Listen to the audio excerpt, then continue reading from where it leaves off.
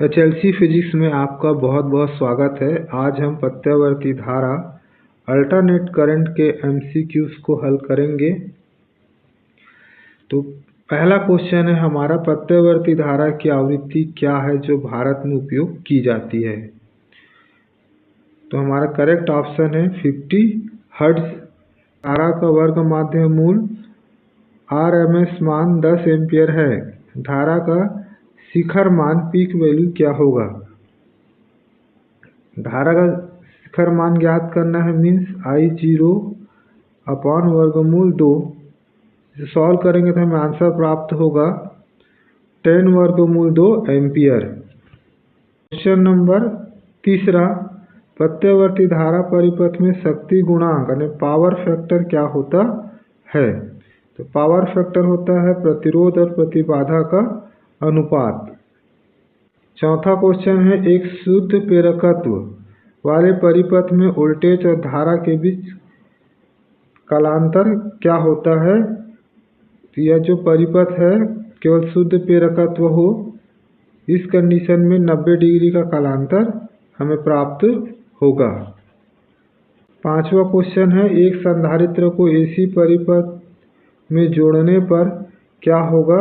AC परिपथ में जोड़ेंगे तो वोल्टेज से 90 डिग्री अग्रगामी होगा, यानी आगे की ओर होगा। क्वेश्चन नंबर 6, श्रेणी LCR परिपथ यानी सीरीज LCR सर्किट में रेजोनेंस की स्थिति में परिपथ की प्रतिबाधा होती है। आपको बताना है अधिकतम होती है, न्यूनतम होती है, शून्य होती है। इसका करेक्ट आंसर हमारा होगा न्यूनतम होती है।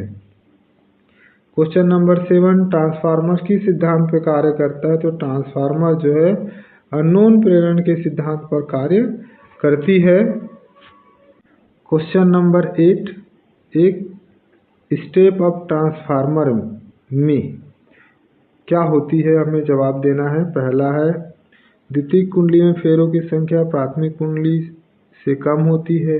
द्वितीयक कुंडली में फेरों की संख्या प्राथमिक कुंडली से अधिक होती है। प्राथमिक कुंडली और द्वितीयक कुंडली में फेरों की संख्या समान होती है। ट्रांसफार्मर में फेरों की संख्या का कोई महत्व नहीं है। तो स्टेप अप पर क्या होता है,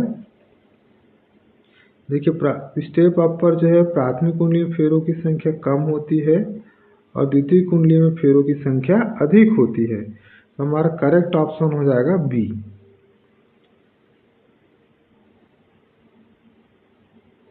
क्वेश्चन नंबर 8, एक आदर्श ट्रांसफार्मर में इनपुट पावर और आउटपुट पावर के बीच क्या संबंध होता है। तो दोनों जो है शक्तियाँ आपस में बराबर होती है, यानी इनपुट शक्ति इक्वल आउटपुट शक्ति। एक आइडल कंडीशन पर, आइडल ट्रांसफार्मर में इनपुट शक्ति और आउटपुट शक्ति इक्वल होती है, अर्थात 100% दक्षता प्राप्त होती है।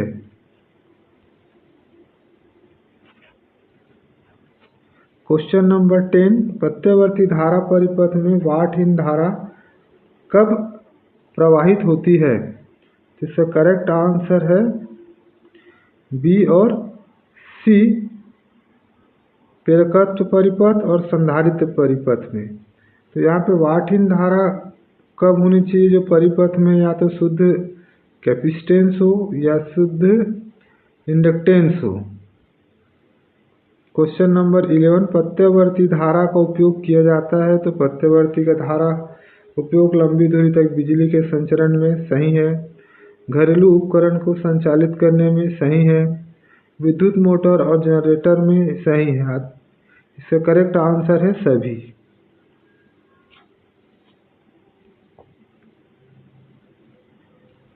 क्वेश्चन नंबर 12, LC परिपथ में अनुनाद आवृत्ति का सूत्र क्या है। तो F बराबर होता है 1/2 पाई √LC।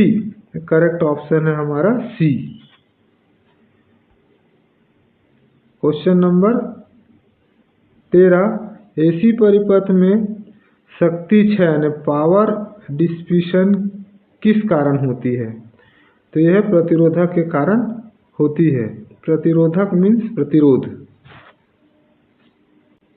क्वेश्चन नंबर 14, चौक कुंडली का क्या उपयोग है? तो चौक कुंडली का उपयोग क्या होता है? किसी भी परिपथ में ऊर्जा क्षय को कम कर देता है और धारा के मान को बढ़ा देता है। तो करेक्ट ऑप्शन है हमारा सी। क्वेश्चन नंबर 15, यदि एक एसी परिपथ में वोल्टेज और धारा के बीच कालांतर 0 है तो शक्ति गुणांक कितना होना चाहिए? तो शक्ति गुणांक 1 होगा। डियर स्टूडेंट, वीडियो अच्छा लगे तो लाइक, शेयर और सब्सक्राइब जरूर करें।